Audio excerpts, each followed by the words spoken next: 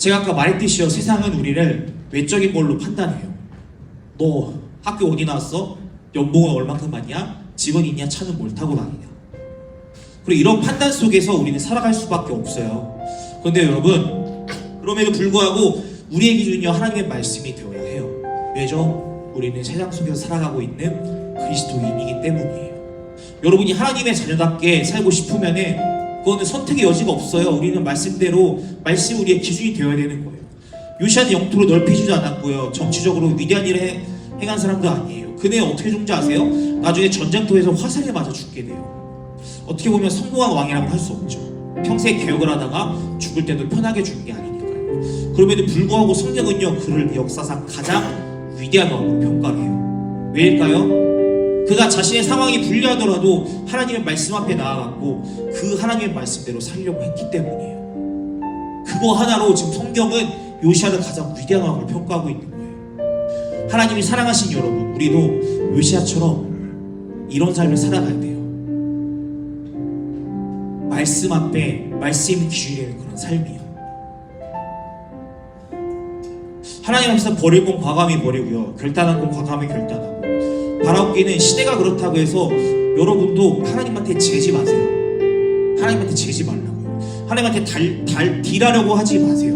하나님께 나아오는 것을 아까워하지 마세요. 저는 지금 여러분 봉사를 말하는 게 아니에요. 여러분이 하나님께 나오는 그 마음 상태를 지금 말하고 있는 거예요. 하나님께 쓰임받고 복을 받고 싶다고 하면서 왜 우리는 주일조차 제대로 지키지 않는 걸까요? 주일 성수는 기본이에요. 주의 성수 자체의 문제가 아니라 하나님께 나와 오는 것이기 때문에 이걸 지키라고 하는 거예요. 여러분 그렇다고 해서 내가 섬기는 교회에만 와서 주의 성수를 드려야 한다는 이야기가 아니에요. 여러분 일정이 생겨서 멀리 갈 수도 있죠. 그럼 그곳에서는 예배를 못 드리나요? 여러분 건물을 쌓을 때 기초공사를 제대로 하지 않으면요, 바람이 불거나 추위에 가면 어떻게 되죠? 무너져요. 그럼 하나님께 멋지고 쓰임받고 싶으신가요? 그러면 여러분의 기초부터 다시 세우세요. 하나님이 요시아의 기초부터 세우셔가지고 때가 되니까 그를 통해 이런 역사를 하신 거잖아요. 그게 되지도 않으면서 하나님 내 문제 해결해 주세요, 하나님 나를 써주세요. 여러분, 하나님이 여러분을 쓰고 싶으셔도 못 써요. 왜냐하면 기초공사가 되어있지 않으니까요. 예배 시간에 늦지 마세요. 죄송하지만 2시인데도 늦는 건 그냥 마음가짐의 문제예요. 여러분은 어떤 모습으로 하나님 앞에 나아가고 있으신가요?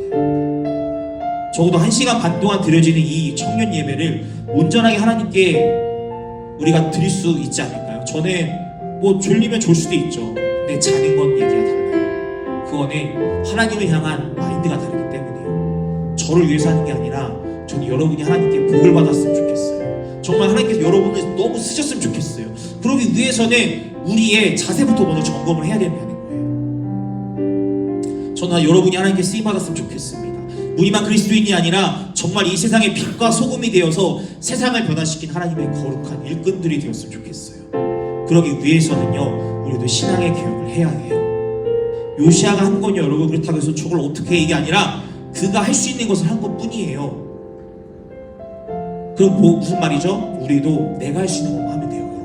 큰 걸 하려고 마치고요, 여러분을 돌아봤을 때 내가 하나님께로 나아가는데 방해되는 것이 무엇인가, 내가 하나님 성경에 방해되는 것이 무엇인가, 답은 여러분이 알고 있어요.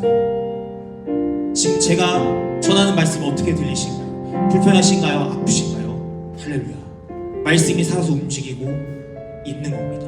이거는 저 스스로에도 해당되는 말이에요. 하나님께 재지 말고 딜하지 말고 우리가 제거해야 할 것이 있다면 무엇인지 말씀 앞에서 온전히 서서 분별해 나감으로 하나님이 쓰실 수밖에 없는 그런 하나님의 거룩한 백성들이 저는 정말 여러분이 되었으면 좋겠어요.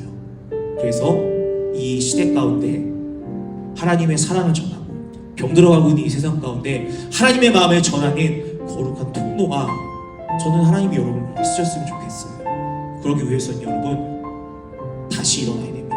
말씀 앞에 다시 일어나야 되고요, 하나님 앞에 다시 나아가야 됩니다. 우리 이 시간 다 함께 자리에서 일어나셔서 다시 일어나 부르실 텐데요, 가사를 생각하면서 정말 하나님께로 온전하게 다시 나아가겠다, 그 마음을 가지고 같이 찬양하며 나가면 좋겠습니다.